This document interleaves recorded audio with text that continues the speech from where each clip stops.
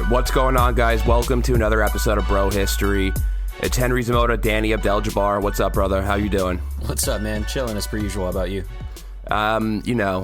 Feeling shitty as always. Still not getting over that flu-like symptoms? I think it's gotten worse, to be completely honest. Jesus. The weather has gotten worse. Seriously. I think I got it from the Patriots. The New England Patriots. Tom Brady gave it right to me. Tom Brady didn't get the flu. He doesn't get sick because he's an android. There was a couple of players from the Patriots who were sick about a week and a half ago with the flu. So I think I got it from them.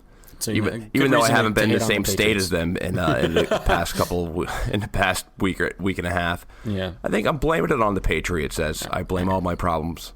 Cool. But yeah, everyone's got the flu, so I apologize if my voice sounds a little raspy right now. Everyone is fucking sick. And I am not, I guess I'm no exception to that rule. But I'm glad you're safe with that shooting in New Jersey. Yeah, dude. I mean, I obviously live in Brooklyn, but I know, but your family and everything. Yeah. Buddy of mine is a cop in New Jersey, and he immediately told me about it, and it was pretty crazy. It sounds like some cops might have died from it. I haven't read the newest articles on it, but fucking shootings, man, they happen. But let's talk a little bit about shit we're not going to talk about. So what's shit that we're not going to talk about today? Well, I think big news this week is that the articles of impeachment have been drawn. So that's a thing now. That is a thing now. Mm-hmm.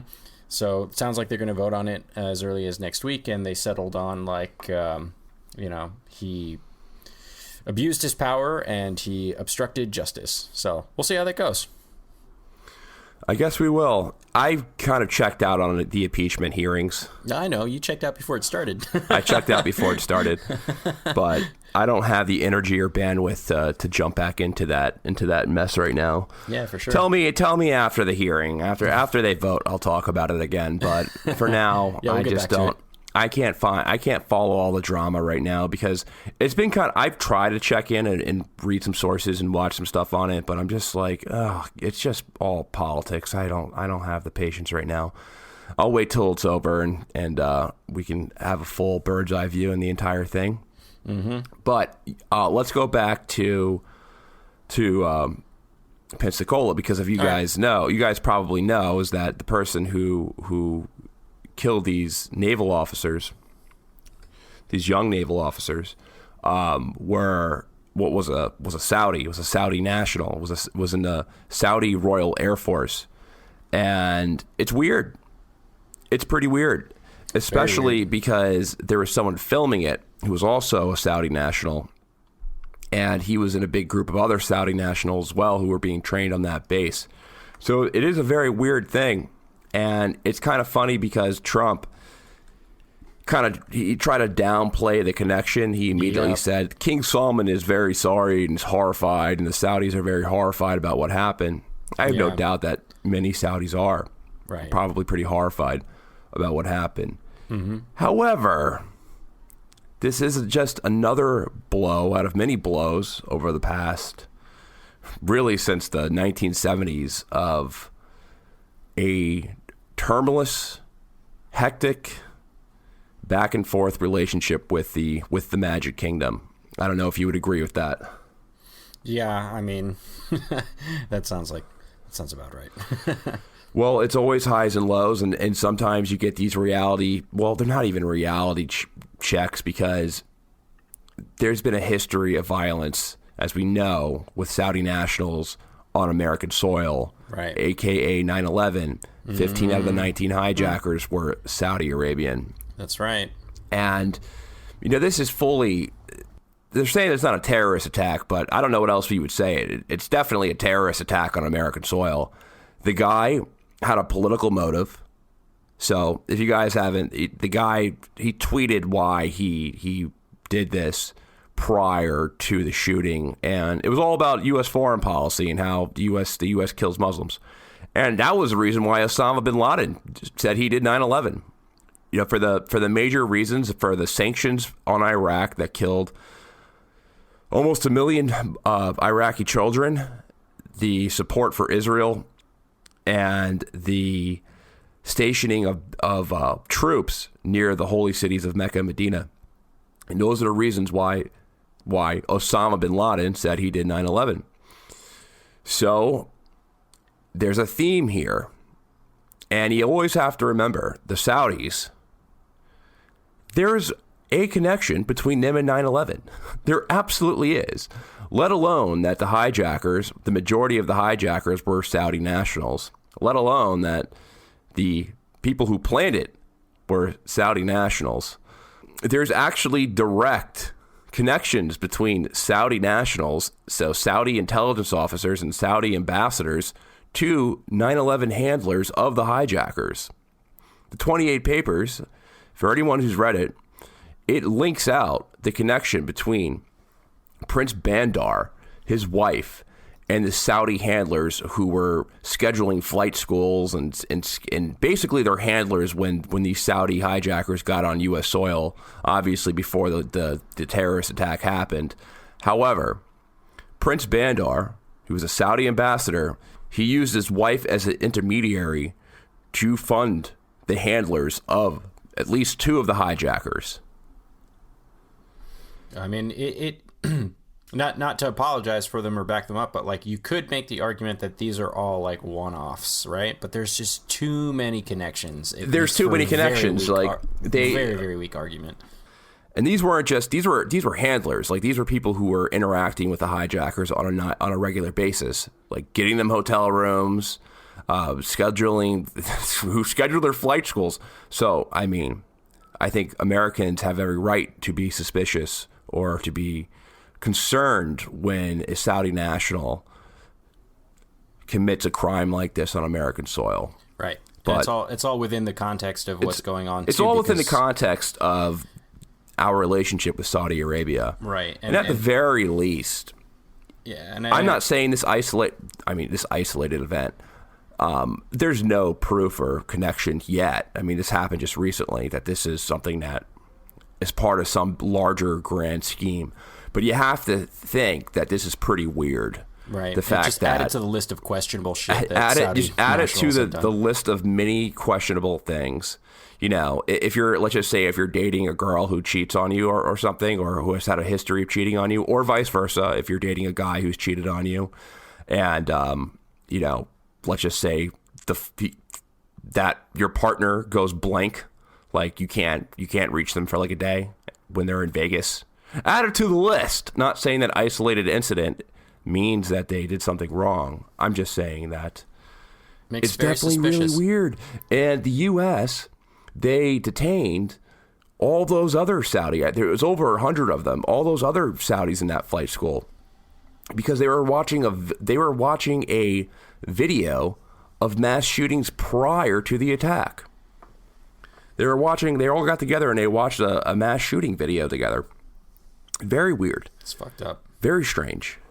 It calls into question like the relationship that we have, you know, with Saudi Arabia. I mean, there's many things besides that. Like, let alone these acts of violence and this terrorism. Let alone all that stuff. Just the fact that Saudi Arabia is a autocratic kingdom that treats their women and their minorities pretty poorly. Hey, they made a strive recently. I heard that they are now allowing men and women to enter a restaurant using the same door. Whoa! All right. Sorry. Cancel everything I said. I regret everything I'm saying. Saudi, it is now one step closer to becoming the liberal kingdom that we all dreamed of. Let's build let's build a real Magic Kingdom there, and get some Mickey Mouse there, and have all of our pro wrestling events at Riyadh. Actually, forward. aren't a lot of like pro wrestling events happening in Saudi Arabia now? Yeah, they always have. They've had a pretty tight relationship with the WWE for a while now. So they have fights. They have like boxing matches there and wrestling matches. They love it. So, I mean, that could be seen as a bond between. I always think those things are good when you import or export like a sport or culture to another country, because it just, you can bond over that. You can bond over it. Yeah, it's like World Cup soccer. You know, I really like it because it's like a bunch of countries. Sometimes they don't like each other, but they all get together to play some soccer, and I think that's really cool. But regardless, it's weird. Yeah. All right, let's go on to some of the other things that we're going to talk about today. So we're going to be talking about first, let me tell you about the most useful app on my phone. It's hard to find the time to sit down and read. When you don't have free time, you can't read or work on personal development. There's an incredible app that solves this problem, and I highly recommend it. It's called Blinkist. Blinkist is really unique. It works on your phone, your tablet, or your web browser. Blinkist takes the best key takeaways, the need-to-know information from thousands of nonfiction books, and condenses them down into just 15 minutes that you can read or listen to. Successful people like business leaders are well known for reading lots of books. Blinkist is made for busy people like you who want to get the main points of a book quickly so you can start using that information right away. And with its audio feature, Blinkist makes it easy to finish a book during your commute, on your lunch break, or while you exercise. And I do that pretty much every single day, and I 100% recommend it. 8 million people are using Blinkist right now, and it has a massive growing library. From self-help, business, health to history books, Blinkist has the latest titles from bestsellers list, as well as the classic nonfiction titles you always meant to read, but never had time to. So I'm reading Blinkist right now. I read it on my commute almost every single day. Or I listen to it in the gym. It's just awesome because you can just get the main points across in a book really quickly. It's also really great if you read a book and if you want to get the main points, because you forget like most of the information. Like you only retain about 80%, not 80%. You only retain about 15% of a book after you read it. It's impossible to retain the entire thing. It's a great refresher. I highly recommend it. The books that I recommend anyone to listen to that are on Blinkist right now are How to Win Friends and Influence People by Dale Carnegie. It's a great business book, especially if you just graduated from college. It's awesome to just get you in a good mode to work with people on a regular basis. And then Black Swan by Nassim Nicholas Taleb. It's just this awesome book that just takes highly improbable events and it explains how people respond to them. Nassim Nicholas Taleb is honestly one of the best writers and most underrated intellectuals in this generation. With Blinkist, you can get unlimited access to read or listen to a massive library of condensed nonfiction books, all those books you want, and all for one low price. Right now, for a limited time, Blinkist has a special offer just for our audience. Go to Blinkist.com/bro to try it free for 7 days and save 25% off your new subscription. That's Blinkist, spelled Blinkist, Blinkist.com/bro to start your free 7-day trial. And you'll also save 25% off, but only when you sign up at Blinkist.com/bro. Thank you, Blinkist, for sponsoring the show. All right. So there's a couple things that we're going to be speaking about today, besides the horrific, tragic terrorist attacks that took place in Florida. But we wanted to talk about the troop surges in the Middle East, what they mean, some of the military technology behind it that's going to be used and that kind of needs to be understood to understand the entire context of everything that's going on.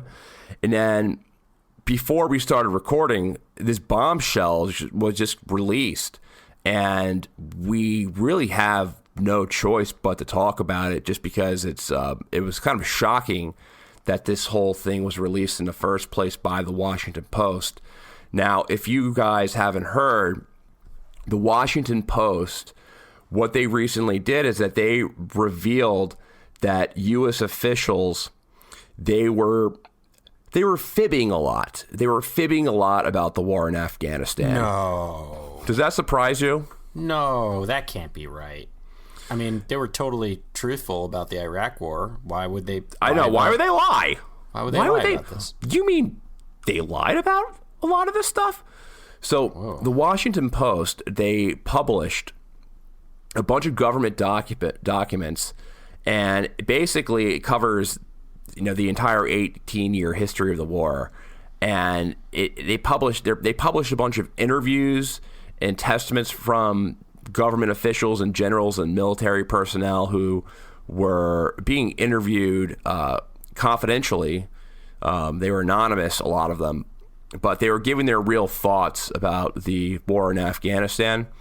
And basically, they were all like, this war is really, really dumb, and we shouldn't be here, and we're not solving a damn thing. We are very ill prepared to take this on. Does that surprise you? Not in the slightest. What the biggest surprise for me with this whole document was that the Washington Post actually was working on this story and published it. But why is that surprising? It's surprising. It's surprising because it's a huge indictment on a lot of things regarding U.S. foreign policy. And the Washington Post, they haven't really put something out like this since the Pentagon Papers. And this is what this document's being compared to. The Pentagon Papers about Vietnam. Right. So it was surprising that the Washington Post was working on this story, and they deserve credit on it. However, this is not a shocker.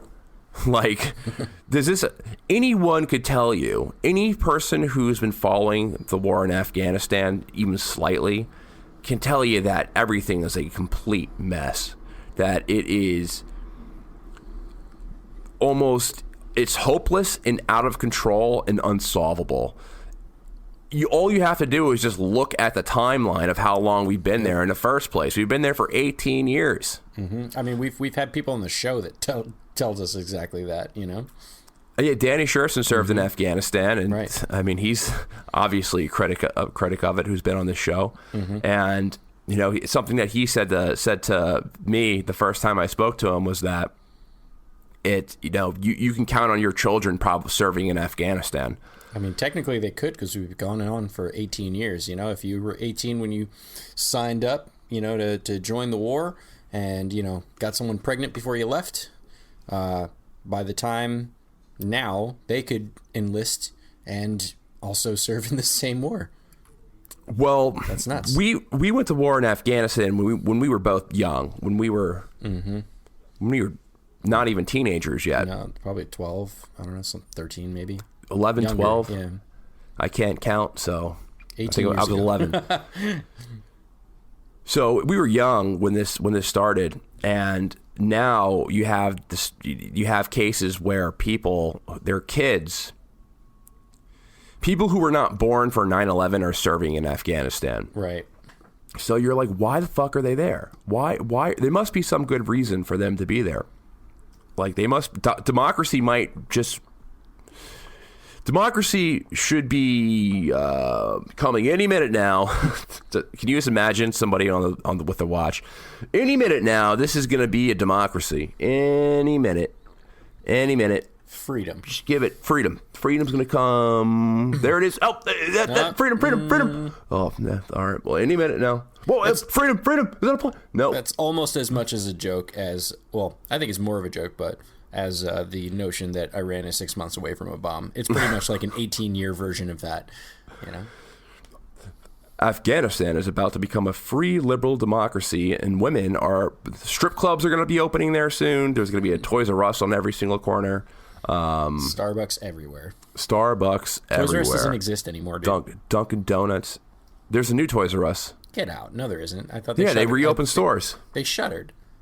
They closed down their existing stores, but they're opening up new stores. Okay, I gotta look. I swear to God, there was a article in Business Insider that came out, or it was the Financial Times that wrote about how Toys R Us is coming back. It's not going to be the same Toys R Us where it's going to be like this huge kind of Walmart of toys, but it's going to be like, you know, have some of the main items that are probably cost effective to sell retail. Mm-hmm. Like fucking Legos that cost $90 for a box the size of like a cell phone box. You ever see the price of Legos? Yeah, dude, it's crazy. You know what else is crazy? They're video games at Toys R Us, because they were like never discounted, and they couldn't keep up with like the demand and shit. So like you'd get a game at Toys R Us for like $60, and, you know, meanwhile Target's got a Black Friday sale for it for super cheap, and then they would keep those old ass video games on and never drop the prices, and they just never could sell them. That was like a big money suck for them when they went into video games. But you got to get that trade-in system. The trade-in system, because now it's stupid. to buy games at retail price, especially if they're a year old, because people trade that stuff in anyway. So you can get $1. Now games are what, $60 or something? They've been $60 for like the last 30 years, dude. Jesus, yeah. They're that expensive? Yeah. When I was younger, they used to be $49.99. What happened to that? Nah, but dude, now you can like the download games now. and stuff. There's I other download free. all my games There's now. Yeah, it's fucking horse shit. But Legos. One more story before we dive into this article. So one time in college, me and my friend were like, I shouldn't say I'm not going to say the state that we were in, but we were like, yo, let's go get Legos. Mm-hmm. And we ended up going to a Toys R Us and we're like, let's go find some Legos. We get there and they're like, we were expecting them to be like $10, $20. It was like $180 for like the smallest pack of Legos. We were like, what the fuck is this? Gotta get those Star Wars Legos, man. Yeah, right. All right, so let's pull up this Washington Post article. So this article from the Post was written by Craig Whitlock. He's a writer for the Washington Post, and I have to say, I mean, the guy did a great job. But I have the article up right here, and I'm going to go over some of the key points and some of the key quotes that he lists in this article as well. So, a confidential trove of government documents obtained by the Washington Post reveals that senior U.S. officials failed to tell the truth about the war in Afghanistan throughout the 18-year campaign, making rosy pronouncements they knew to be false and hiding unmistakable evidence the war had become unwinnable. The documents were generated by a federal project examining the root failures of the longest armed conflict in U.S. history. They include more than 2,000 pages of previously unpublished notes of interviews with people who played a direct role in the war, from generals and diplomats to aid workers and Afghan officials. The U.S. government tried to shield the identities of the vast majority of those interviewed for the project and concealed nearly all of their remarks. The Post won the release of the documents under the Freedom of Information Act after a 3-year legal battle. So they had to sue for these documents to get them in the first place, which is... Thank you, FOA. Yeah. And it takes a while to sue for that for confidential documents. In the interviews, more than 400 insiders offered unrestrained criticism of what went wrong in Afghanistan and how the U.S. became mired in nearly 2 decades of warfare. With a bluntness rarely expressed in public, the interviews lay bare pent-up complaints, frustrations, and confessions, along with second-guessing and backbiting. Here's a quote. So, we were devoid of fundamental understanding of Afghanistan. We didn't know what we were doing. Crazy. Douglas Lute, a 3-star Army general who served as the White House's Afghan war czar during the Bush and Obama administrations, told government interviewers in 2015. He added, "What are we trying to do here? We didn't have the foggiest notion of what we were undertaking. If the American people knew the magnitude of this dysfunction, 2,400 lives lost.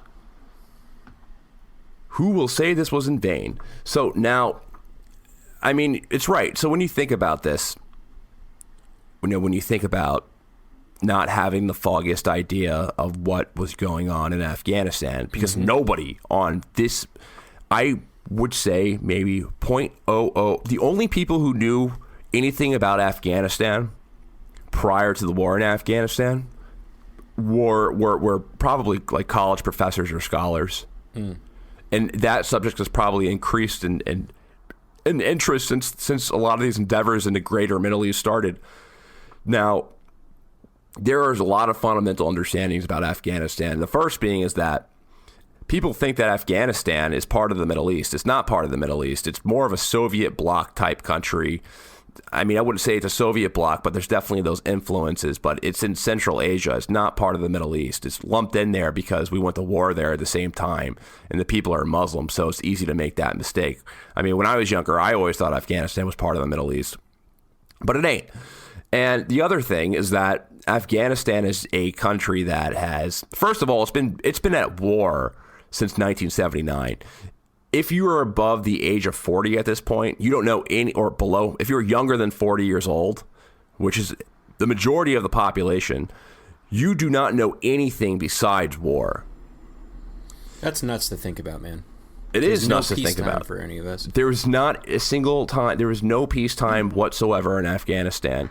And between 1979 to now, we're talking about at least 1 million people were killed in Afghanistan, at least. Mm-hmm. Like, that is being conservative to the max. Right. And the reason why is because, so let me pull this back with Afghanistan. It is, I think, to understand a country, to understand a society, you have to jump into the terrain. You have to look into the terrain of it. And I think that really tells a story of what type of country, what type of society is formed. I think it really stems from what's the geography or the topography. And Afghanistan looks like Colorado. Right. It's rugged. It's rugged. Yeah. It looks like Colorado. It's just mountains everywhere. It's hard to navigate, and because of that, it's very hard to create a strong central state. Therefore, there's a large role for outsiders. When you have a tribal society, there's a very large role for outsiders, meaning foreigners. Yeah, meaning foreigners. When there's not when you have a landlocked country without pretty much a government, and basically they're a tribal society, and it's divided by location and ethnicity. And divisions like this, they create intense local loyalties. You can see throughout history when there's a lot of ethnic divisions or a lot of divisions based off just your own isolation, there's going to be a lot of loyalty to strongmen. And that's basically what you're looking at within Afghanistan. And when a state collapses, like the main cycle of Afghanistan that I think is the easiest way to explain everything is that, all right, the state collapses, and then the conflict leads to temptations from outsiders to intervene or even to invade. And you see that with going back to the Soviets. The Soviets intervened in Afghanistan because they wanted a pro-communist or a pro-Soviet Union government in there. And when there was a coup or when there was a threat of that government collapsing, that's when they went into Afghanistan. But what happens is that when foreign powers go into Afghanistan, they find the country pretty inhospitable, and they also find it ungovernable. So they end up withdrawing. And when they withdraw, internal conflict escalates. And when internal conflict escalates, there's a lot of violence because of how divided the country is between ethnicities and tribal loyalties. Afghan groups, they try to establish a semblance of order. And usually those like AKA the Taliban, and that's how they were created, to create order from the civil war between three different sects, between the Tajiks, the Uzbeks, and the Pashtuns, who were the main three players after the Soviet invasion. That's how they formed up.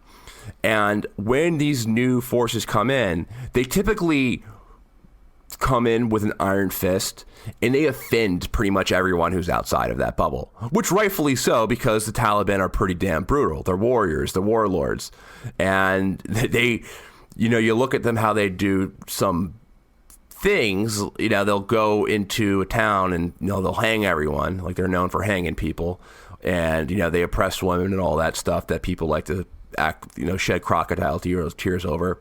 But that government, that new power will offend outside powers, and they'll offend them so much that it will cause that power to intervene, thus starting the cycle all over again. That's right. Afghanistan. Just a collapsed government, and then the collapsed government leads to strongmen, and then just the cycle continues and continues and continues and continues. When you're dealing, when the United States, or pretty much any country, it's not that the U.S., if you go, the British fought 3 wars within Afghanistan. They all failed. There's 3 Anglo-Afghan wars. Each one they lost. Soviets lost the war. Afghanistan's called the graveyard of empires for a damn reason. I wish people told George Bush, I mean, people probably did tell George Bush that, but I wish people told George Bush that, or he took it to heart before he went inside there. But there's no context, or foreign policy officials are utterly without context when it comes to countries that have either multiple ethnicities or sectarian tension between them. They just don't know what to do. They think that they don't understand that there's time bombs a lot. A lot of the times there's these time bombs that can go off pretty easily when you intervene. And that's kind of like the big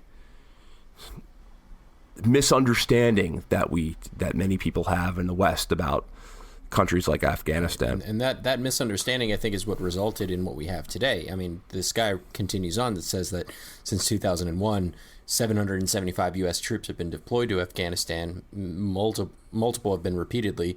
And of those, like 2,300 people died and upwards of 20,000 people were wounded in action.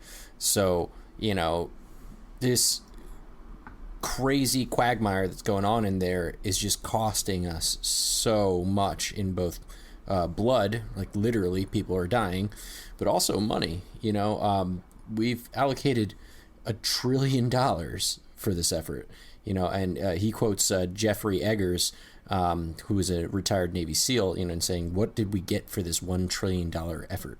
Like, what was it worth? And he continues on and says that after the killing of Osama bin Laden, I said that Osama was probably laughing in his watery grave considering how much we've spent on Afghanistan. And it's kind of true, you know? Like, Osama bin Laden clearly had a bent out for, you know, the United States of America for the reasons that we described before, and probably many more that we'll never know. And he pulled us into this ridiculous engagement, which, you know, mission accomplished, I guess. No, you're exactly right. That's a great point.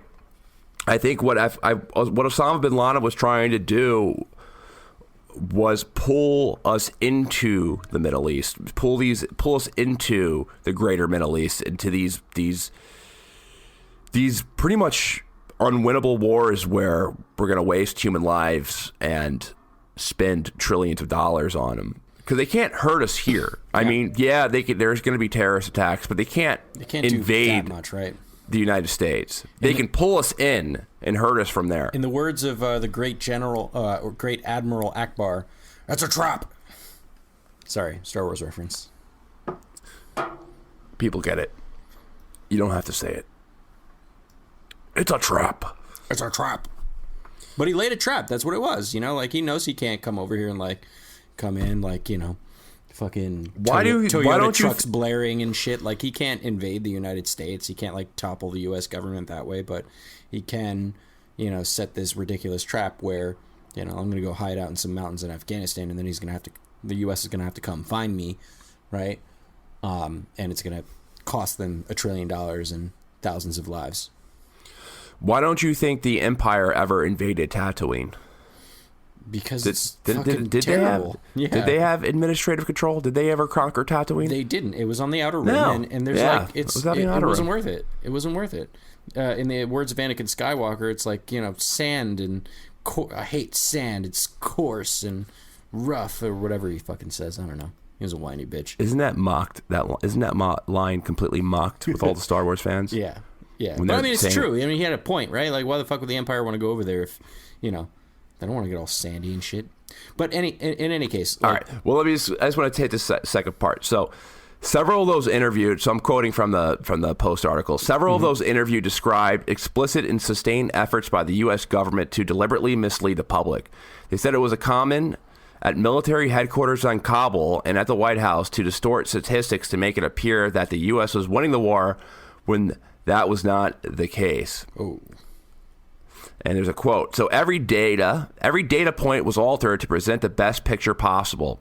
Bob Crowley, an Army colonel who served as a senior counterinsurgency advisor to U.S. military commanders in 2013 and 2014, told government interviewers.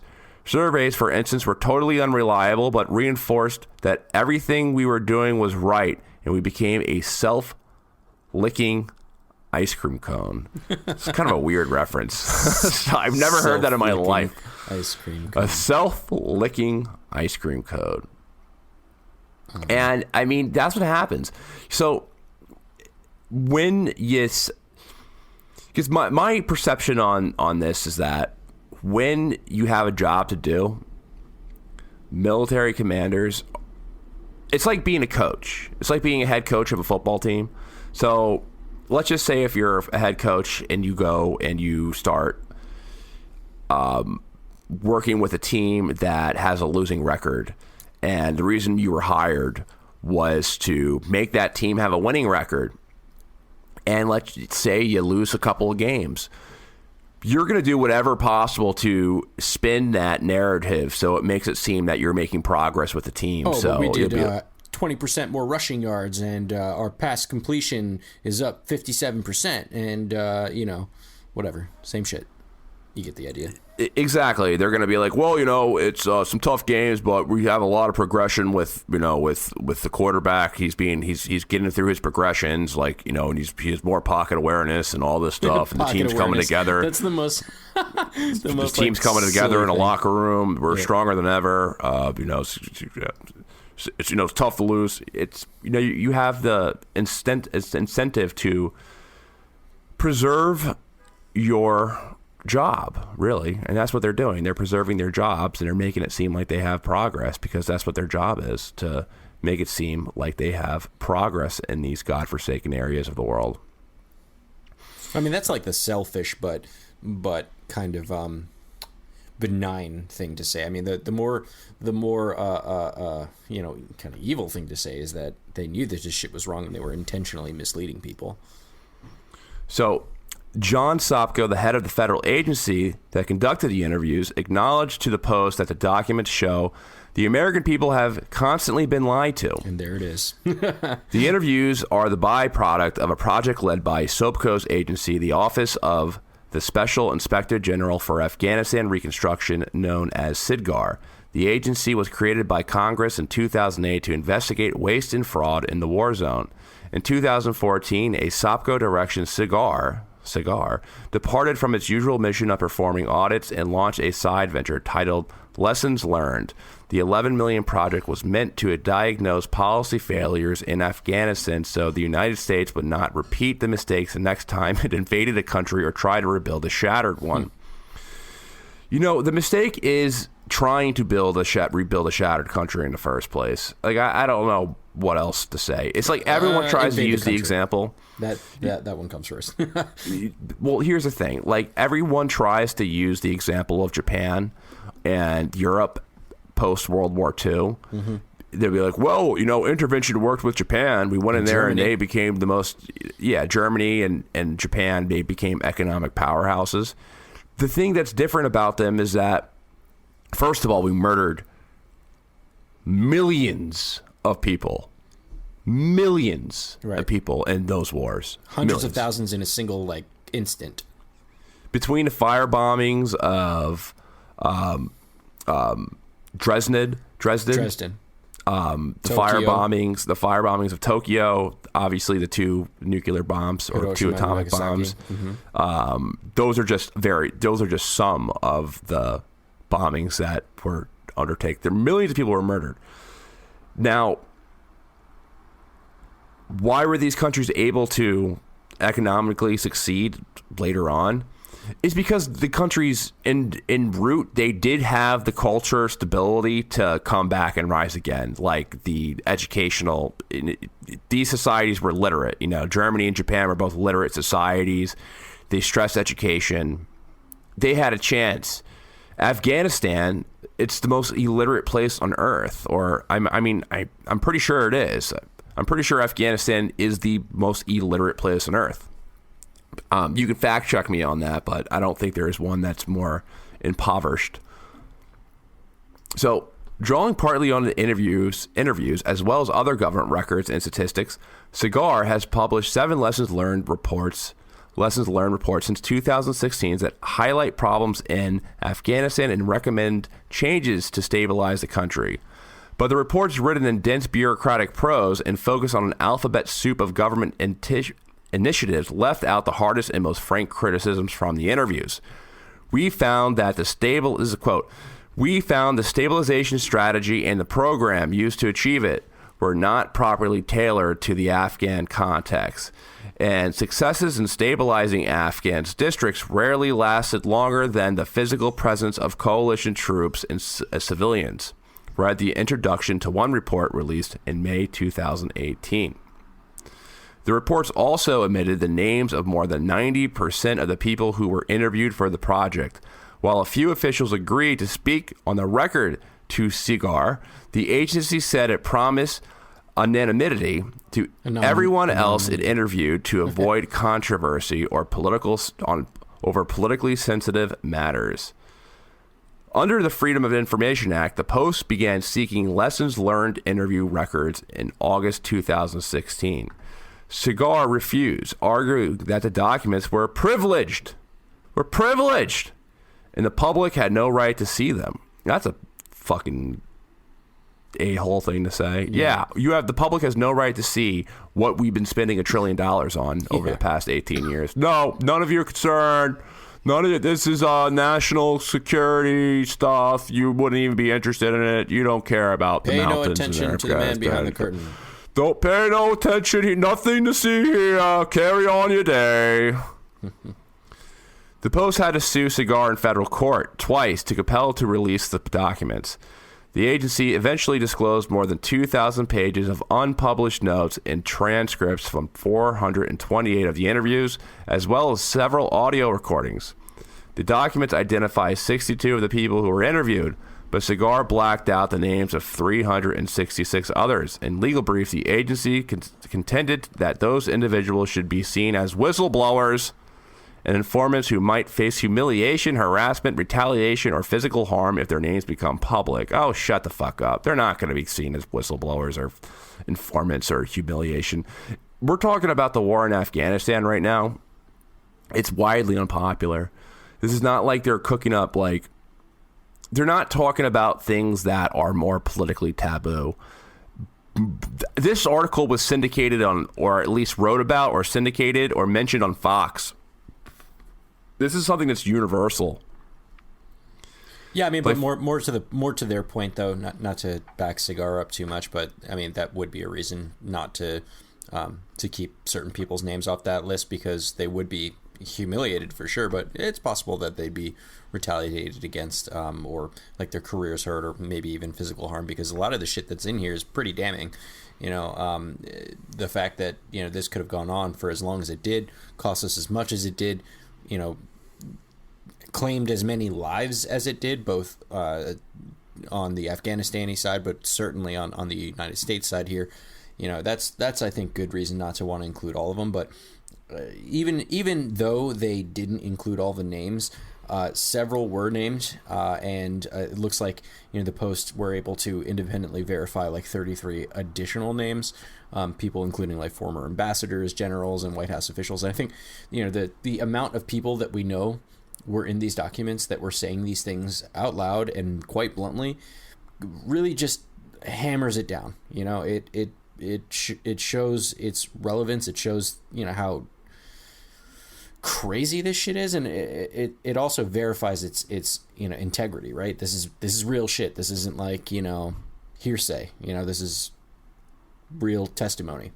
So yeah, and you guys should definitely read this, because we're kind of cherry picking different things out of this, but you should definitely read this Post article. There's no possible way that we could read all of it on the air here. It would take hours. But here's an interesting thing. So here's a quote from James Dobbins, a former senior U.S. diplomat who served as a special envoy to Afghanistan under Bush and Obama. He said, "We don't invade poor countries to make them rich. We don't invade authoritarian countries to make them democratic. We invade violent countries to make them peaceful. And we clearly failed in Afghanistan." It's sometimes you need to find the humor. Yeah. But I think that's a really good segue to what's going on, right now, right? So this comes out today, and we find out that, among many other things, this war was not a great idea, and it didn't work, and we shouldn't be doing this. Nevertheless, if you look at some slightly older news, we see, some indications that we're gearing up to not wind down this war, but actually increase this war. right? So we're actually fixing. I think Trump's fixing to put in tens of thousands of more troops into Afghanistan, and that's where we are right now. So like colored by this new context that we have, we all suspected that this is all bullshit, and we've never been spoken very highly about that war on this show. We now have that evidence. We got the documents right here, 2,000 pages worth, and nevertheless we're gonna put more in. So what do you think about that, Henry? Yeah, let's so everyone, I'm gonna post the Washington Post article inside the footnotes of the show, so you can read it. And I recommend reading the entire thing. It's very interesting. But before we get into what's going on now and segue out, got to thank our friends at Blue Chew. This episode is sponsored by Blue Chew. Guys, remember the days when you were always ready to go? Now you can increase your performance and get that extra confidence in bed. Listen up, BlueChew.com. That's blue like the color blue. Blue Chew brings you the first chewable with the same FDA-approved active ingredients as Viagra and Cialis. You can take them anytime, day or night, even on a full stomach, and since they're chewable, they work up to twice as fast as a pill, so you can be ready whenever that opportunity arises. If you could benefit from more confidence where it counts, Blue Chew is a fast and easy way to enhance your performance. Blue Chew is prescribed online by licensed physicians, so you don't have to go to the doctor's office or wait in line at the pharmacy. And it ships right to your door in a discreet package. They're made in the USA, and since Blue Chew prepares and ships direct, they're cheaper than a pharmacy. And best of all, there's no more awkwardness.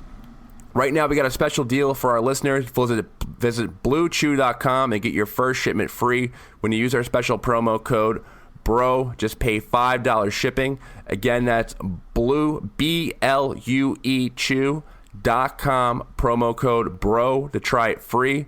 Blue Chew is the better, cheaper, faster choice, and we thank them for sponsoring this podcast. Thanks, Blue Chew. Thank you, Blue Chew. We love you too. So let's segue into that. Right. Because this article will take 2 hours to dissect. Yeah. So I want to make a quick correction. I did say that Trump was planning on sending more people to specifically Afghanistan. I think that was misspoken. He intends to send troops to the Middle East and Afghanistan, right? So like the broader conflict zone. And so that would obviously include places like Afghanistan, but I think the majority of this is focusing around being a stalwart against Iran and the bomb, but it's huge. I mean, we're and to protect. I think the big thing is the protect Saudi oil assets. Yeah, no, really, I think that's kind of what it is, because I think you've been kind of following the story a little bit more closer than I have. So correct me if I'm wrong, but that troop surge is intended to go to Saudi Arabia with the main goal of protecting Saudi oil refineries and things like that. Yeah, I think we've been pretty light on details on exactly what, where they're going to be sending these people. But I think based on a lot of different things that he's been saying in the past, the expectation is that he'd be sending a lot more to Saudi Arabia, which we have sent a bunch of, additional troops to the Saudi Arabia region, since, the ongoing war in Syria and like stuff with ISIS and things like that. So that's been ramping up steadily. So we can imagine that, a good amount of these would be going there. But the point is that we'd be sending more people into wars. And now we have this conclusive, explosive document that outlines how, this whole war idea, this war game that we're playing is just we're losing. We're not doing very well, and we're not gaining anything, and we're not benefiting other people in any meaningful way, except for maybe Saudi Arabia. So there's that. So it looks like we're planning on sending, dozens of ships, military hardware, and something like 14,000 additional troops. And that could mean basically doubling the U.S. military presence, in the region right now. And this is all obviously counter to the ideas that, Trump and the administration wants to end these senseless wars, And I don't know what to make of it, man. What do you think? So it's really hard to dissect Donald Trump's decisions because he changes them, or he he changes his mind all the time, and it doesn't really seem like he has a clear foreign policy principle. He just thinks something and then he says it.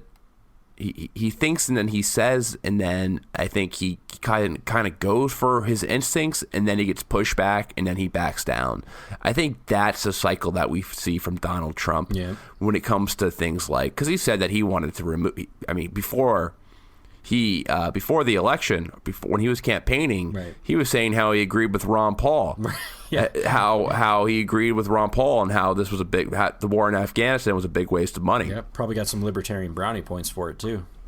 He did. He did get some libertarian brownie points. A lot of people who are anti-war, they saw Trump as a more viable option than Hillary Clinton, which I still think there's a lot of truth to that. However,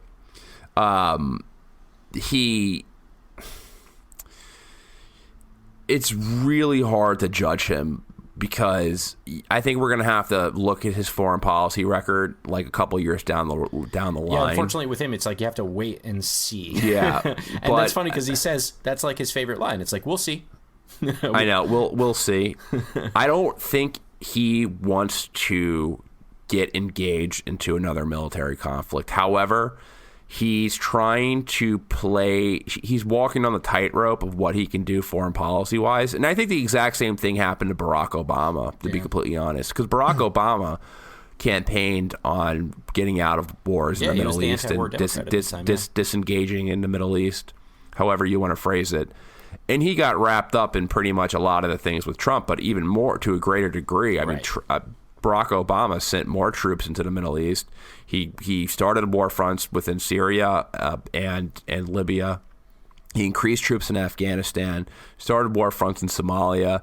I mean, there's always been a war front in Somalia, but he expanded war when he said he wasn't.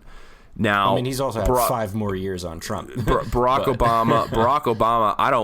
I think that Barack Obama. I'm not sure how clear of an understanding he had on these things that were going on in the Middle East. I kind of think he had a better understanding, at least when he came into office, and Donald Trump, of what was going, at least with some of the sectarian divides, or some of the divides and some of the time bombs that were placed in there. Mm-hmm. However, I don't think he was totally educated. There's some things that he said that didn't really make any sense, about how the Shiites and Sunnis have been fighting for centuries and centuries, and it's a long-standing war and all this stuff. Like, there are some clear blind spots with him, and I think that's where he was taken advantage of. Probably, yeah. And I think it's also, I mean, it's tough. Most people don't know about this stuff, and well, I mean, if you're going to be the president, you're running a campaign. Should know this shit. You should know this, but when you're running a campaign for presidency, like, the number one concern for most voters is not foreign escapades. As long as there's not like a really big escalation and there's not a heavy amount of casualties and you're not seeing it in your pocket, most people aren't really that concerned about this stuff. Now, Barack Obama was probably a lot more about getting his domestic, and like most presidents, they're more concerned about getting pushing their domestic policy forward. So, I mean, you're going to have to look at Donald Trump's. I think Trump sees that if there was another breakout in some type of war, that it would probably get out of control, and he understands that. But he's also balancing a lot of things. So, there's a clear influence on the Israel lobby with Donald Trump and his connections to the far right wing Likud party, which is crazy.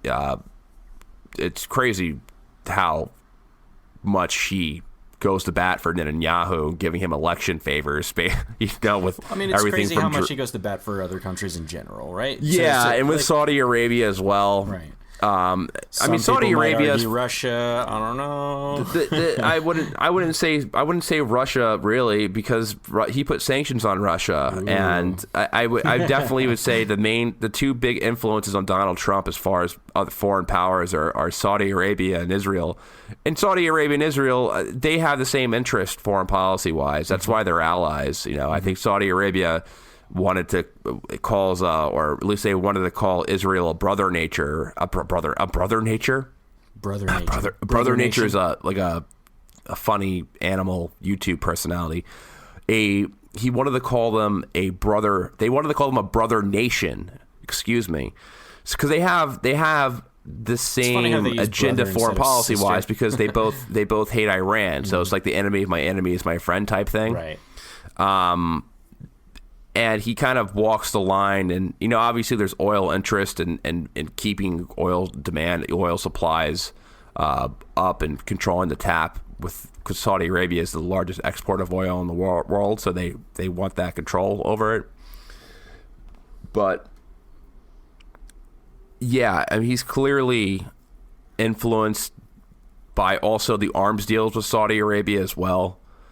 I think he thinks so pragmatically and he thinks so transactional that he just sees two sects or a divided Middle Eastern country as a good opportunity to make a buck.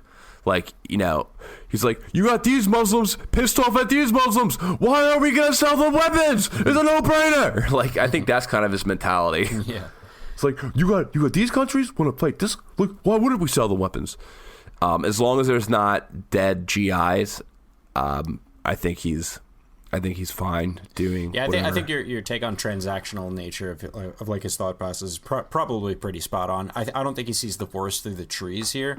I think he deals in every everything as like a one-off deal, right? So, for example, I want to work with Saudi Arabia because they are a friendly ally in the nation, and we can sell them billions of dollars, and like they've got all this oil stuff, and we want to make sure that we have tight relationships with them, and then shit like fucking. They go to war in Yemen and they commit atrocities there, and he's like, but it's not so bad. And then like Khashoggi happens, he's like, oh well, whatever. And then it's like I don't know, there's something about the prince, I trust him. Yeah, and then I don't know, I trust him. Like same thing with like the relationships with the Israeli lobby. So I think he's just dealing, like he's making these one-off deals and then trying to stick to those one-off deals, even if they run counter to like the broader context, and like what's best for, the United States. I think that's where he gets really tripped up, because he's trying to like do these one-off deals, and those are important to him, instead of like looking at it holistically and saying, okay, does this all make sense together, right? But that's my take on it. Well, the reason why he pulled out of a lot of the mess that he's in with Saudi Arabia, with Iran, with the increased tensions is for pulling out of the Iran deal. Mm-hmm. And let's just be frank, he pulled out of the Iran deal because of influence from Saudi Arabia and Israel. Right. That was the reason why he pulled out. So it's because of that. You could say a lack of nuance, and he just, or either that is a combination of this, the influence, and then also him just a political win with Republicans for shitting on a Obama policy. Right. It's the good talking point politically. The Iran deal, we gave him back money. No, not even back. We gave them money. It's not. They don't even say back money. They say we gave them money. We gave them billions of dollars. Why would you do that? That's, we got it fair and square. It's our money, my bank, my money. But anyway. All right, let's go into the deeper into the troop surge. Yep. So, but I think basically, I think this is like a good segue to just talk about, foreign engagements in general, and like kind of where we're at in warfare.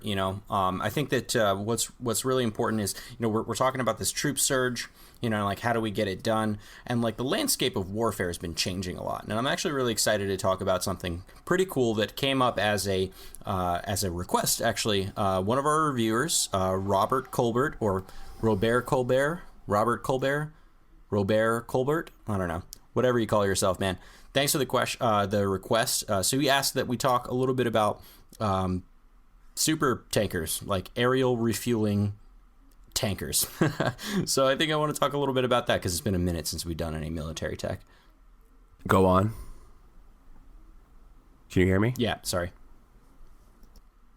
Are you waiting for something? Oh, no, I was just pausing in case you wanted to say something. No, there's a siren in my background. Oh, all right.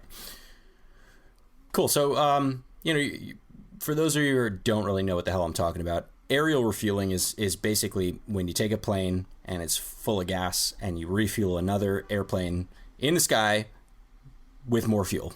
So what's pretty cool about this is that, it's a pretty insane stunt. I mean, we had one conversation, one episode here on supercarriers, so aircraft carriers. And we'll be talking a lot about aircraft carriers here today too, but like aircraft carriers, this is one of the craziest things that you can do in military, right? Like landing an airplane on an aircraft carrier while it's moving, and you have to like go fast to do it. That's like insane to think about.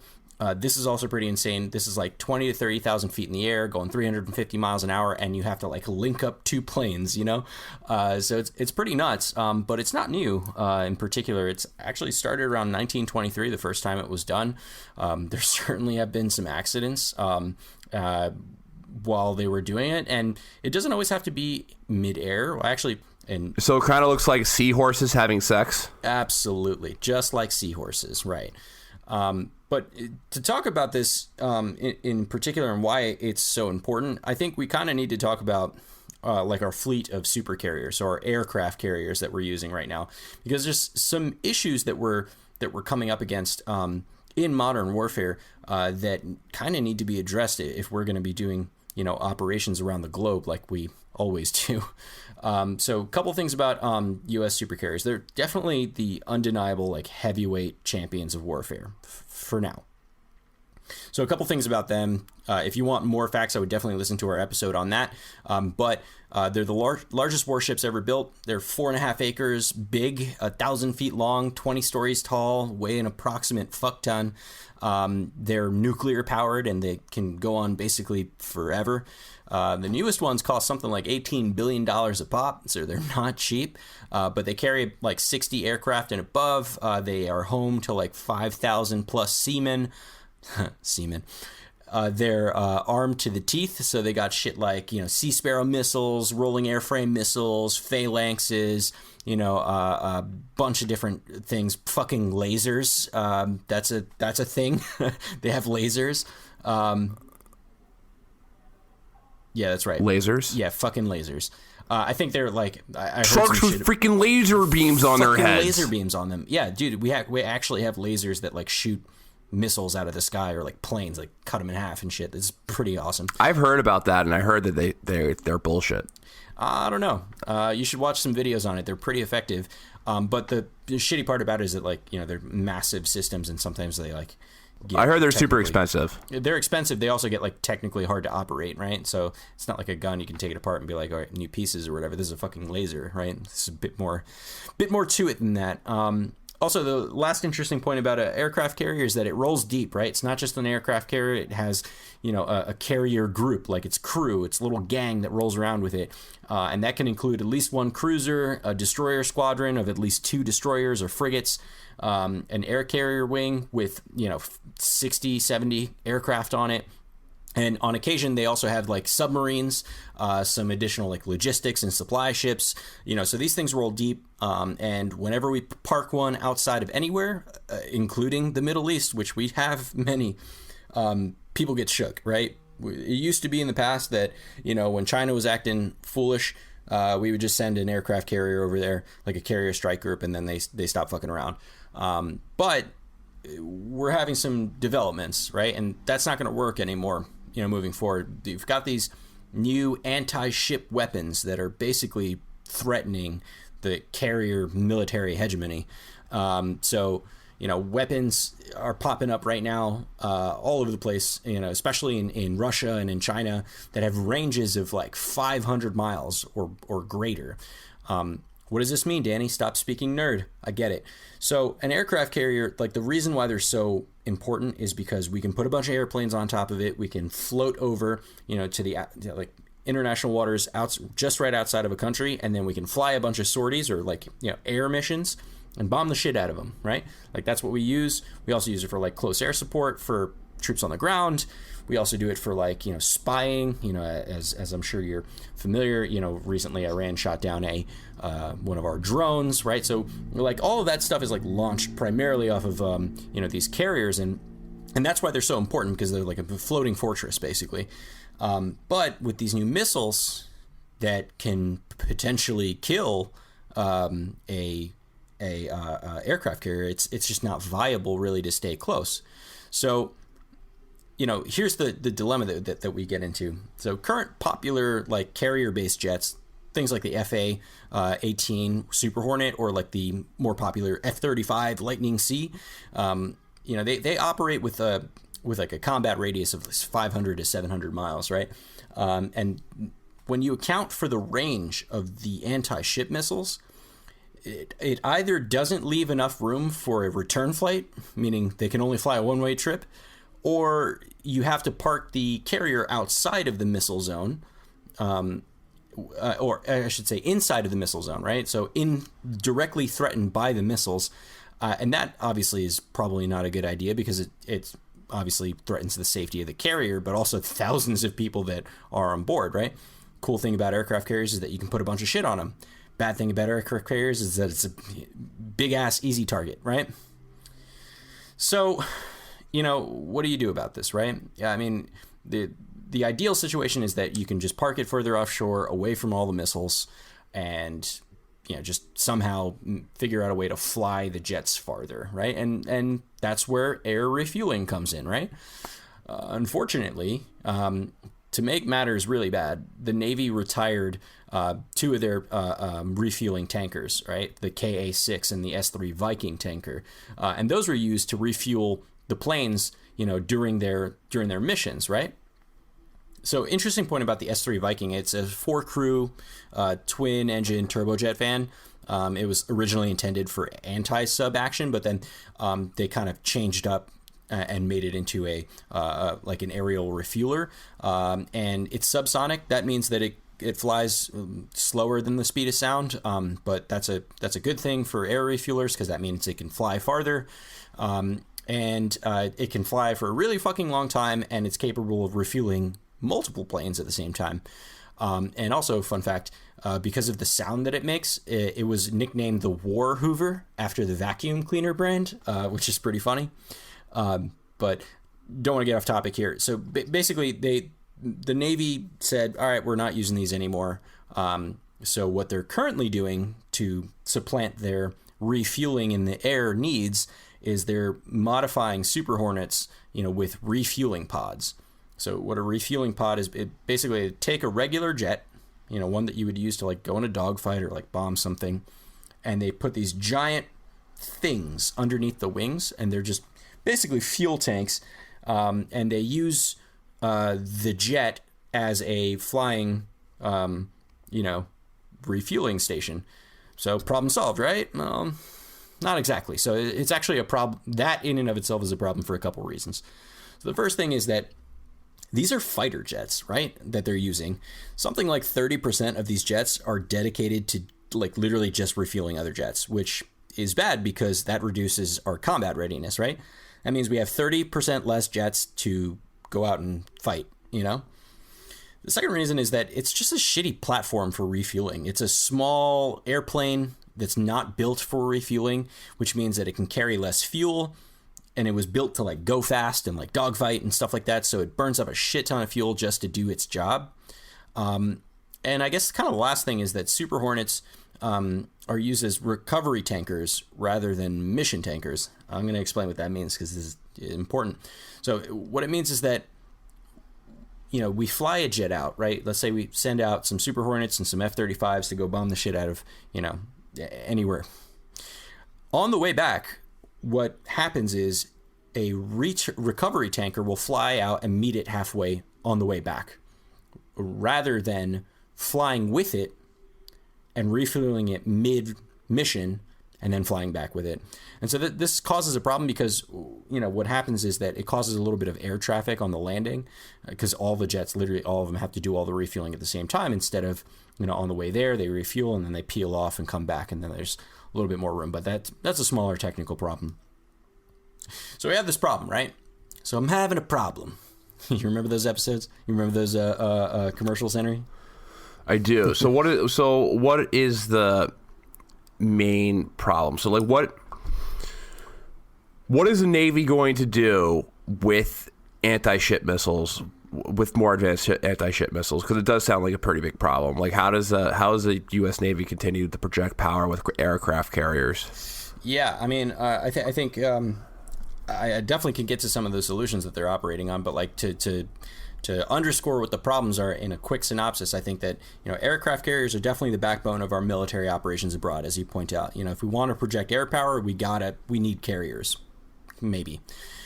And then we have these anti-ship missiles that are getting deadlier. They threaten our carriers, which means we have to put them further offshore, in conflicts, especially against major nations, but potentially against smaller ones, because these anti-ship missiles, they're easy to build, they're easy to, transport effectively. If Russia wants to sell an S-400 system or something like that, something to that effect, or China wants to sell one to some other country, they can easily do this.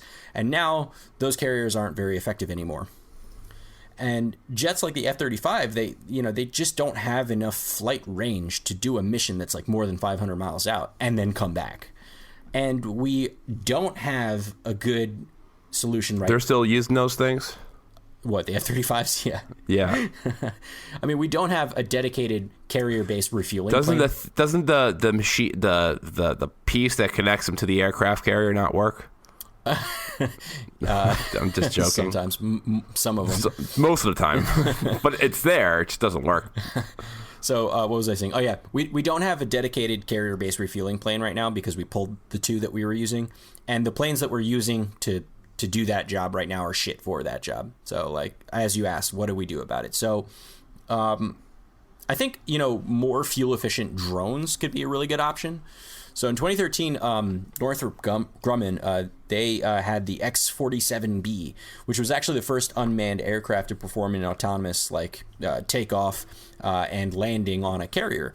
Then 2 years later, that same plane performed the first autonomous aerial refueling maneuver, right? So cool. Let's just make some drones, right? That sounds like a good idea. Also in 2013, the Navy put out this program called U-Class. It was basically like a competition to develop a stealthy carrier-based multi-role drone. They were going to call it RAQ-25 Stingray. They wanted to do a bunch of things: spy on targets, attack deep in enemy airspace, things like that. And 4 different companies actually invested in that competition. But then, the Navy military-industrial complex always changes their minds, like middle of the game. They did a switcheroo in 2016, and they were like, "Nah, we don't want we don't want a drone for this multi-role. We want a refueling drone, right?" So rather than replacing manned fighters like the F-35, they just want a refueling drone. Thank God. There's a little bit of concern, I think, though, as I'm sure you'd imagine, around the growing list of crazy-ass requirements needed to make drones that could replace jets. So think of, like, the Bradley armored fighting vehicle that we talked about a while ago, plus an F-35 and make a baby, and then, you can imagine how much of a shit show that would be. So Navy flips the script. They're like, hey, we don't want that anymore. We want a drone so that we can do refueling, and we're going to call it the MQ-25. So wait, all right, just go over this. Mm-hmm. What does the Navy want for an air tanker? Just go over what the Christmas list is for them. All right, so Christmas list then is a regular-sized jet, right? It's got to be small enough to be on a carrier, right? It's got to be able to fuel 4 to 6 different jets. It's got to be able to fly up to 600 miles and still refuel. It somehow has to it has to use the same refueling pods that they're using with the modded Super Hornets, because part compatibility, hooray. Or it has to somehow magically carry more fuel internally. It has to be stealthy. It has to do spying and electronic and maybe even some ground warfare. And it has to not be expensive as hell, or I guess, they could probably just... What? Not be expensive as hell? Well, that's their stated intent, but the likelihood is... Yeah, their stated intent. The likelihood is that they'll probably set up manufacturing everywhere like they did with the F-35, so representatives have to vote. That's how they do with every large military project. The manufacturing is spread out across the country, so politicians can't vote against it. Yeah. Because it will cost jobs. I mean, not only jobs in that certain manufacturing industry, all the adjacent industries. Yep. So all the buying and selling industries, the logistics companies, the trucking, the logistics companies, the trucks companies, the metal the steel companies, the mining companies, because all the industries are connected with each other. Right. And you have this one industry that's kind of like almost like a master industry to those industries.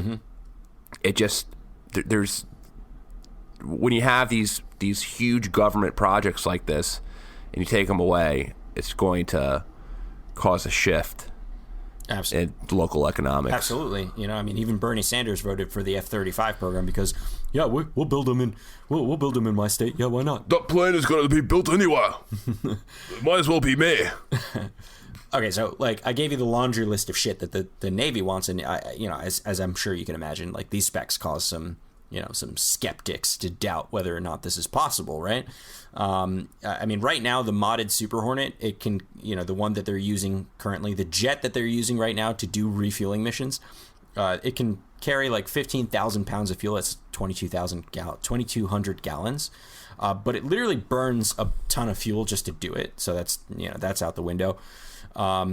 Designs for the MQ-25, this thing that they want to build, they definitely leave some desire, something to be desired in terms of capacity. A bunch of experts argue that it's probably not going to be enough to refuel 4 to 6 jets, and increase the range that those jets can fly meaningfully, for it to be worth it.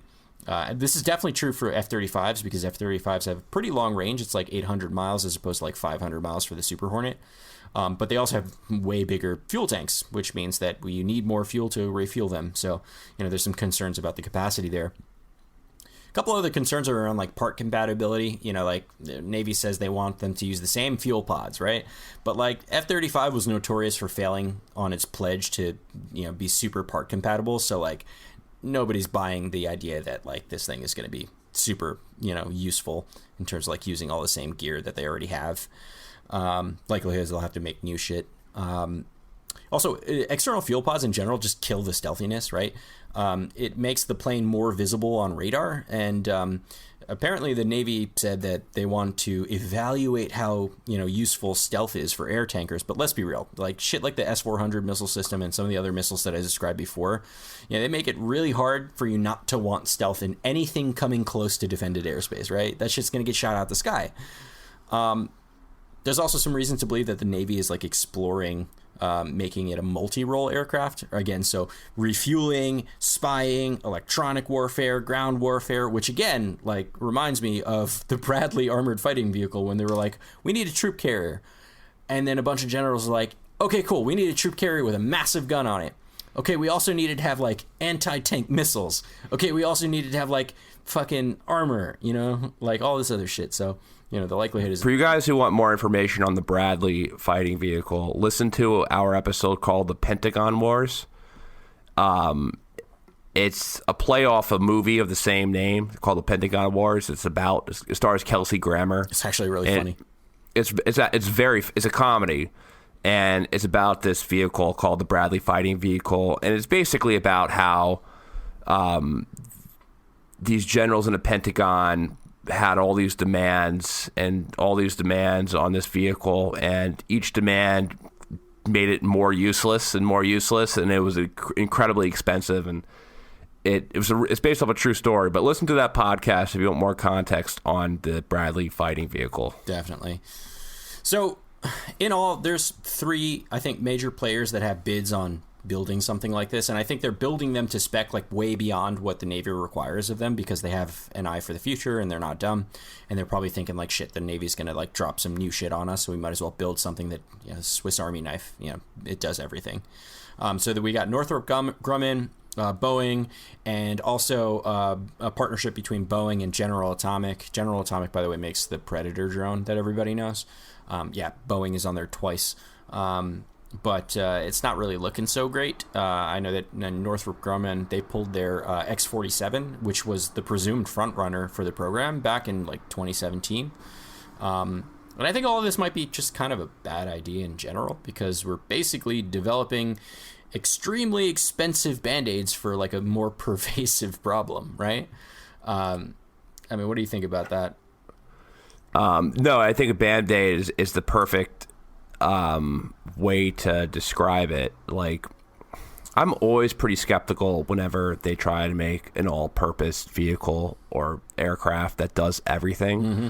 When you try to do everything, you end up doing nothing well. It's like you try to do a little bit of everything. Like, oh, I got a stealth shooter. It's stealth. It goes fast. It has a large range. It always ends up not doing one thing really good.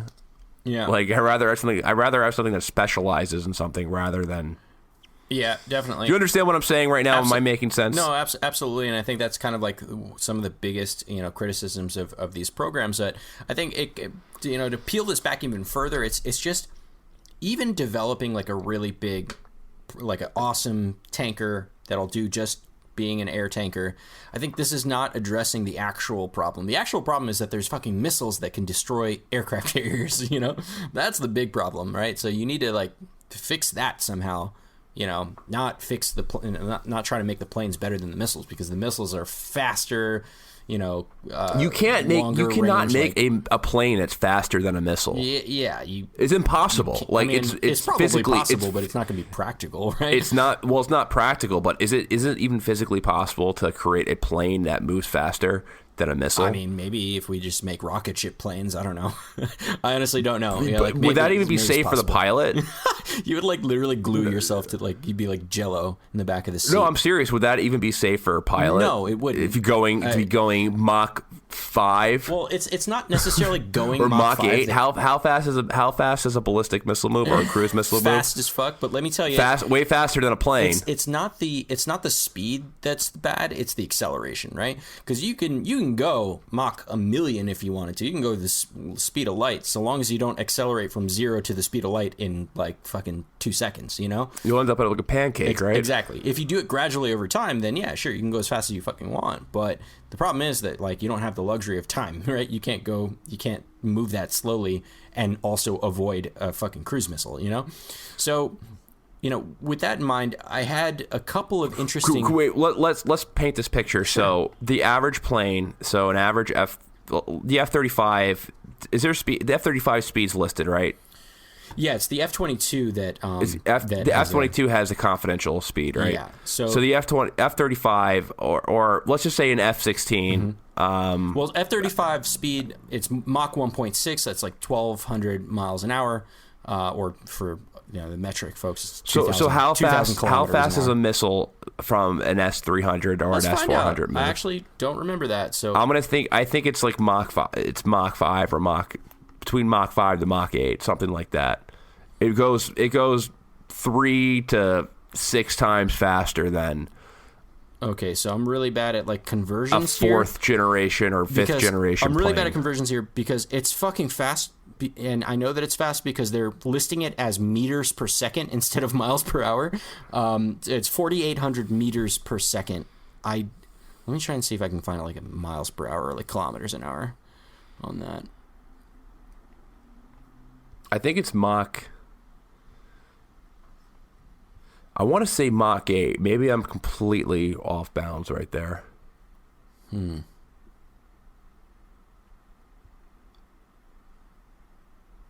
Yeah, everything I'm getting right now is meters per second. So let's just trust that my math isn't bad. I think 4,800 meters per second is much faster than 1,200 miles per hour. It's guaranteed much faster. I found something. Okay, it's 17,000 kilometers an hour. As opposed to 2,000 kilometers an hour. So it's much fucking faster, It's much faster. So it's ridiculous. 8 times faster. Right.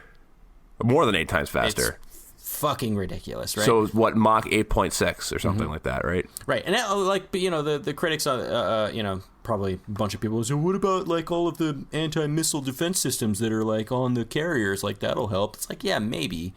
But when a bunch are launched at you, yeah, exactly. How can you shoot them all down? Our Millennium Challenge episode, we talked about how we did this war game, with some unnamed. It was definitely Iran, unnamed Middle Eastern or Turkey. Yeah, it was unnamed Middle Eastern country, right? And basically the play was we sent a fucking super carrier strike group and all the fucking guns blazing, and they took us down with a swarm of boats. So, yeah. So that's not an issue. So here unconventional warfare works. Yeah, that's why we haven't won in Afghanistan. To tie it back, man. Yeah, it doesn't matter if you have geography and if you have mountains to hide in, or if you have some type of geographic advantage, or you have the political advantage of defending your own country, and you're willing to launch suicide speedboats and shoot millions of cruise missiles at once, you have an advantage. Right. There's nothing that beats that advantage. So again, coming back to the issue is that, we're trying to make these, either, better guns on the super carriers to make them more resistant to missiles, or we're saying, hey, we got to make this crazy air refueling system so that we could just fly planes farther and keep the carriers out of like harm's way. I don't think this is addressing the issue. The issue really is that is these missile systems, right? And the way that we're fighting war. So I've got a few crazy ass ideas that I was reading about that we can potentially pursue for the future. So here's the first one. Ditch the carriers. Let's break that shit up. Use smaller carrier systems and make a carrier swarm. Basically, instead of a fucking island that floats in the sea, just make a regular sized boat and you just quadruple, octuple it up. Put them in a bunch of different places. This way, you maybe you can sink one or two, but you definitely can't sink them all. And by the time you start shooting, we've already got jets scrambled and we'll fuck you up, right? That's an option. But ditching giant, awesome looking carriers, I don't know. That's not going to be politically popular. Hard to part with, because these things are that massive. That doesn't go with "Make America Great Again." No, Danny. it doesn't. We need smaller ships. What? No, I don't like the sound of that. Okay. We need bigger ships. Bigger ones. Just make bigger. We need them. Just one giant, massive Death Star. Yeah, we need ship. the Death Star. Yeah. So here's another one. We can switch to just straight up cheap ass drones, right? Just cheap drones, no manned fighters anymore. By cheap, you mean like $120 million a unit, right? Yeah, relatively cheap. Yeah, cheap. But like unmanned fighters, like who cares if they need to make it back or not, right? Like who cares about the return trip? Just, fucking do it Iran Houthi style. No return flight means no need to refuel. And you can park the damn aircraft carrier as far as you want, So that's an option, right? I'm sure the who makes who's the biggest manufacturer of drones? I don't know, but maybe they would be happy. General Atomic or Lockheed Martin. General Atomic, something like that. Is Boeing? Boeing makes drones, right? They all make drones. I'm just they, not sure they all make drones, but the person who would win the contract on that, just sending out drones to sink in water afterwards? Yeah. Jesus, imagine that scuba diving trip. Yeah, that doesn't sound great either. Yeah, it's like, we just send a drone and we just park it in the water. No, we just blow it goes up. Back and it. Who cares? We try to land it on Osama bin Laden's watery grave. So, all right, how about... okay, this one was actually pretty interesting, and I'm really interested in this one. I think this one could work. But it's predicated on ditching carriers again. So we ditch the carriers. Why? Because they're fucking expensive, and clearly it's not working out. But what we do in turn, we use that money to develop these ideas that they're carrier subs. That's a submarine that is an aircraft carrier. Just wrap your head around that for a second. It goes under the water, right? So that makes it unequivocally much safer. You can make it just as stealthy as our current submarines, which are absolutely badass, by the way. That means that they can penetrate super far into the shores. They can launch cruise missiles pretty close. But the cool thing is that they can launch, a carrier sub. This idea could potentially launch manned or preferably unmanned planes and shit, right? So can we call that ship the Megalodon? Sure, that'd be a fucking badass name. Megalodon class carrier sub. I love it. I just typed in Megalodon in Google, and the first thing that pops up is Mega Shark versus Giant Octopus, the film. Nice. I want to see that. Maybe we'll review it on the next episode. But I actually think that might be a really good idea, just generally speaking, because I think it addresses a couple of things, right? If it's under the water, it's much harder to track, much harder to strike, and we'd be sacrificing some of the air superiority functionality of it. But if we couple this with some unmanned drones and things like that, I think it could make it really fucking dangerous, and we can still project a lot of air power and just power in general using it. So I kind of like this one. But again, pulling away from these carriers, that's gonna be a hard sell. here's another option. We can ditch everything and just make better missile systems. So no carriers, no airplanes, no F-35s, none of that. We just have dope-ass missile systems. We put them on subs or smaller ships, things like that. That's what Ron Paul said. Yep. Yeah. Ron Paul said, defend this country with a bunch of submarines. I mean, it's a pretty good idea. Submarines are expensive too, but he's like, we can defend this country with a bunch of submarines. Come on. He was, or you can just get everyone, and then in addition to that, if they break the lines, have everyone completely trained with firearms. Yeah. Like Switzerland. Yeah. Yeah, that's true. And then, but see, the thing about welcome to America. Boom. Well, just make sure that they come in through Texas. Welcome to America, Chinaman. Well, so getting rid of like I like the idea in principle for missile systems, like just getting better at that, and maybe just doing attack subs and shit like that. That could probably work really well. But that would leave kind of onshore air support, like high and dry. Like if you're boots on the ground in some foreign country, right now, they rely very heavily on close air support. So that would suck for them. But I guess kind of the last crazy idea, Henry. What do you think the last crazy idea is? Just bounce from all these wars. Yep, you got it. Just ditch the foreign interventions in general, and none of this is a problem anymore. Well, unfortunately, that we have industries that need to be subsidized, and we can leave the foreign wars, but the MIC is never going away. Yeah. I think we could probably end on that then. Yeah. So before we wrap this up, let's talk about that volcano explosion that recently happened. Yeah, dude. Fucking volcano in New Zealand exploded. And for like a minute, there was no signs of life. And nobody knew what the hell was going on. How fucking crazy is that? That is crazy.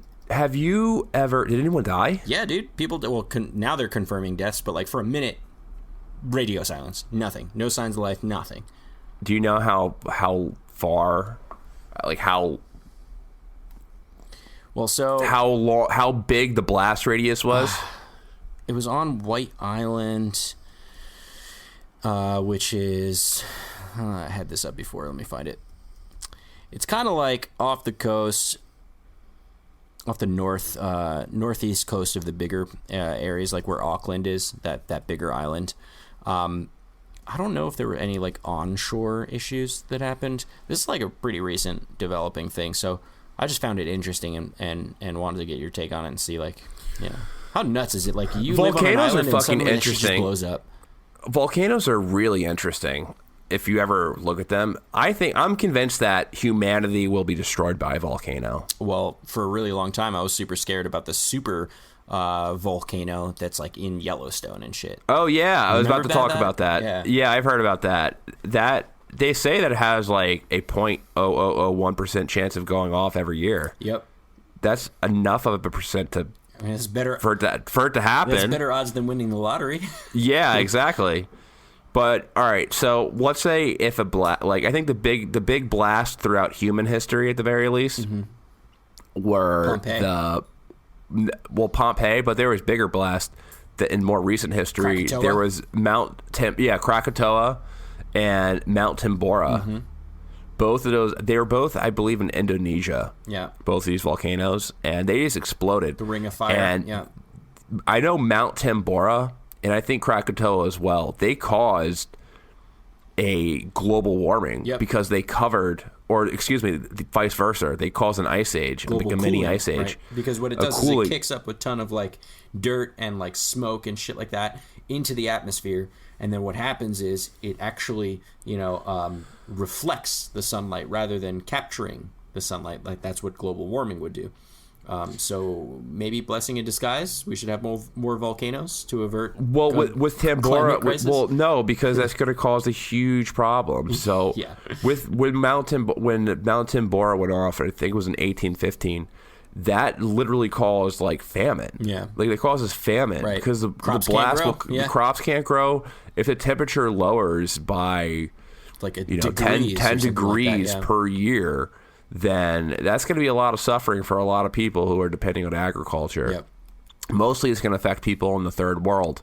And when that happened in the 1815s, that caused a lot of damage. It caused a lot of damage to agriculture and to the economies of both America and Europe and countless other places. So they're definitely they're catastrophic events. If a blast like that went off in the U.S., there would be refugees everywhere. Like if there was a blast that went off, like that Yellowstone volcano, if that went off, volcano, yeah, that super volcano, that would kill pretty much everyone in the Northwest. Like everyone within that, everyone on the West Coast of the country, and then everybody else would suffer and probably die. Everyone else would suffer, but it would also cause a huge refugee crisis as well, because people from the West Coast would have to migrate over to the East Coast. Well, they wouldn't be able to get past the volcano. They'd have to go somewhere else. People in the south, in the South, like in the Southwest, like in California. Mexico. They could go to Mexico, but they'd probably rather go to the East Coast of the U.S. I'm just saying that volcano's right in the middle of the country, so good luck crossing the volcano. You know, they'll be able to cross it, right? If they, I mean, there's the blast. It's just one blast. So after the blast, they can. Like it's been a really long time since I researched that super volcano. It's just like an explosion that goes off. Dude, like I don't know what the rivers of. I'm going to look this up right now because it's like crazy. Yellowstone. But the blast doesn't last forever. Like it's just a blast, and then it oozes volcano lava, and then you can move over the volcano. It doesn't take up the entire country. Okay, what would happen if the Yellowstone supervolcano erupted? Let's see. I'm reading a Vox article, so take this with a grain of salt. It's just the first thing that came up. I watched the YouTube video on this years ago, and now I'm a subject matter expert. On YouTube, and he said, "This is what's going to happen." What's this? Real life lore? You ever watch that YouTube channel? I have, actually, I love that YouTube channel. I watch it all the time. I'm like, whoo. Real life lore. You get a free advertisement right here. So it would be 1,000 times more powerful than a regular volcanic eruption. So think about like 1,000 New Zealand volcanoes. About 240 cubic miles, cubic miles of material would be kicked up into the sky, and it would last for weeks or months. Lava flows themselves would be contained within a relatively small radius, like basically the park or so, about 40 miles. So maybe, yeah, you could probably get around that for sure. But it's really like the volcanic ash and dust that would be like falling for weeks. Probably for years, right? Weeks or months, they're saying. So that would be terrible. You definitely wouldn't be able to fly, because it'd be kind of hard to get around. And then it says Pinatubo eruption in 1991 cooled the planet by 1 degree Celsius for a few years. And the Tambora eruption in 1815 that you talked about cooled the planet enough to damage crops around the world, possibly leading to famines in some areas. And there was some after volcanoes that happened as well. I forgot, it's not really telling me the stat, but I remember seeing something a long time ago about like the force of the blast would be like several nuclear bombs, like just crazy amount of force that would come out of it. It would devastate shit. So, did you ever hear this story from National Geographic? It was about Pompeii. Mm-hmm. And the headline was, evidence of man who escapes Pompeii.